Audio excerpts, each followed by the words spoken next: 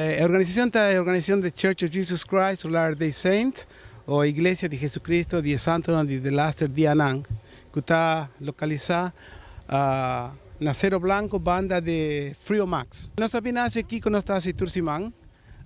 Cada semana nos tiene una actividad para nuestra comunidad, pero viaja aquí, nos recibí una directiva de los líderes para agua en 167 países del mundo, 15 millones de personas, miembros de la iglesia, sale a ofrecer su trabajo voluntario para la comunidad. Nos trata de mantener el lugar limpio, visitar enfermos, bien, nos muchas en email da off y así nos está así siempre cada semana. Aquí más recibí mi papá con Mener Cruz, que estaba esta persona de contacto, y él avisame que Kiko nos tiene así, no está bien dispuesto para así, Kiko está.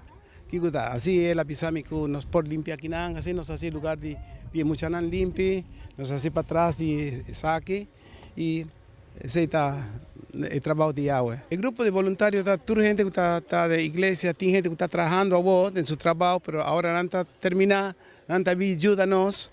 Es un que está terminando aquí, no está viendo su trabajo de tarde, así que nos tiene un horario más o menos de 4 horas de tarde, para así el máximo que nos pueda acá para mantener el local aquí limpio, ¿no? Y bonita. Nos tiene 400 miembros aquí en Aruba y nos está dividido para hacer diferentes cosas, ¿no?